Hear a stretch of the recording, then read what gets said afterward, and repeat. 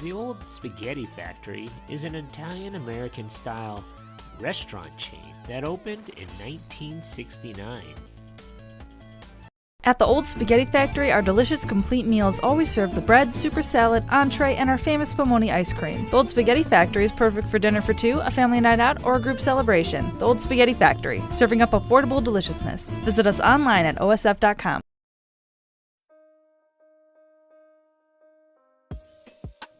January 10th, 1969 marked the grand opening of the first Old Spaghetti Factory restaurant in Portland, Oregon.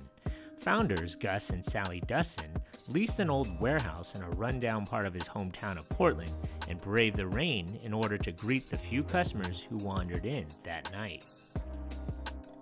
The night's receipts totaled $171.80, and many of Dussin's friends and food industry colleagues thought the restaurant would never make it. Apparently, they were wrong. A week later, one night's receipts totaled $900, and by the end of the first year, the restaurant had served over 200,000 people and reached revenues of $400,000. The following year, the Dussins opened 2 more restaurants, and sales jumped to $1.3 million. The Old Spaghetti Factory name was originally trademarked by the Old Spaghetti Factory Cafe and Excelsior Coffee House in the North Beach area of San Francisco. The Dussins purchased the rights to the name, but there has never been a connection between their company, doing business as the Old Spaghetti Factory, and the restaurant in San Francisco, which closed in February of 1983. The company's formula for success has been the result of smart thinking, smarter operating instincts, and an uncanny devotion to customer value. Dussin, who was known to roll up his sleeves and help out in the kitchen from time to time, had been actively involved in the restaurant's chain's growth from day one. His belief that a memorable dining experience does not need to cost a lot of money has kept the company growing. The company's principal menu items are spaghetti dinners and other pasta-based specialty items, such as spinach and cheese ravioli, spinach tortellini with Alfredo sauce, fettuccine Alfredo, baked lasagna, mac and cheese, and penne with fresh vegetables. Another factor in the company's success is real estate. Dussin was a pioneer of the concept of developing restaurant properties in places other companies considered unworkable. Old Spaghetti Factory restaurants are usually located in 12,000 to 14,000 square foot structures, which are either historic buildings or unique and distinctive, usually found in older warehouse districts where rent is low. The buildings usually have brick walls and extensive woodwork. One of the Riverside, California restaurants, for example, is located in an old orange packing and loading building situated next to a railroad track. I myself have been to 6 of them, one in Fullerton, Riverside, Rancho Cucamonga, Sacramento, Rancho Mirage, and Honolulu, Hawaii. In addition to the uniqueness of Old Spaghetti Factory restaurant locations, the restaurants are known for their unusual decor. Each restaurant, which seats approximately 350 to 400 patrons, is filled with antiques from around the world. These antiques surround the centerpiece, a vintage trolley car which has been refitted for meal seating. The first Old Spaghetti Factory restaurant was furnished by Dussin's wife Sally from garage sales and whatever she could find that was inexpensive. By 1997, the company was investing close to $1 million per restaurant in antiques and brass headboards and maintaining a 25,000 square foot warehouse and a crew of craftsmen who restored antiques and created reproductions for the restaurants. The company is also known for sound financial management and solid cost controls in all of its operations, especially food. The company trains its employees to be very efficient in the kitchen, wasting as little food as possible.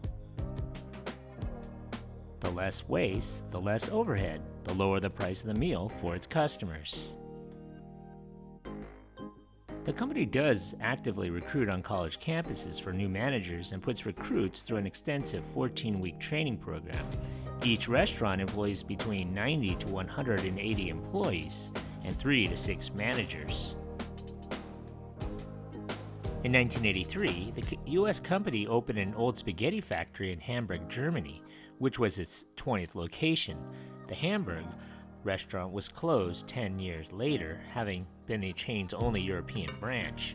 The company cited high labor costs in Germany as the reason this location was not profitable. The company would also open up restaurants in Japan, where they currently have about 2 locations, down from its peak of 9 locations.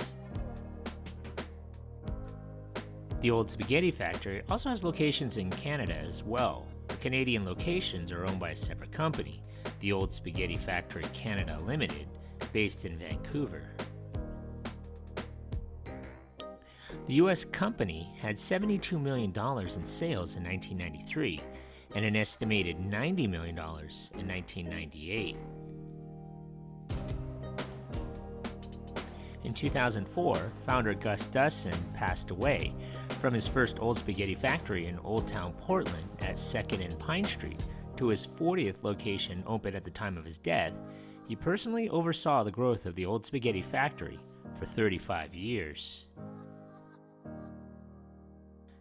The year before his death, the U.S. company had around 45 restaurants in 14 states in Japan, and its sales in 2003 totaled $105 million. It had over 3,500 employees at the time. The company suffered a decline in sales in the mid-2000s due to increasingly diet-conscious Americans who were cutting back generally on their pasta intake. In response to that trend, Old Spaghetti Factory began adding some low-carb options to its menu, but it wasn't planning on major changes.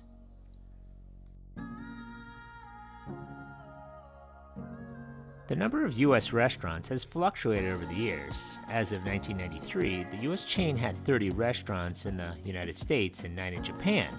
In 2003, the company alone had 45 restaurants in 14 states and Japan. The number of U.S. locations currently stands around 43 in Arizona, California, Colorado, Hawaii, Indiana, Kentucky, Minnesota, Missouri, Ohio, Oregon, Tennessee, Utah, and Washington. The downtown Seattle location, which opened in 1970 and was the second in the chain's history, was closed in December of 2016 due to the sale of the building.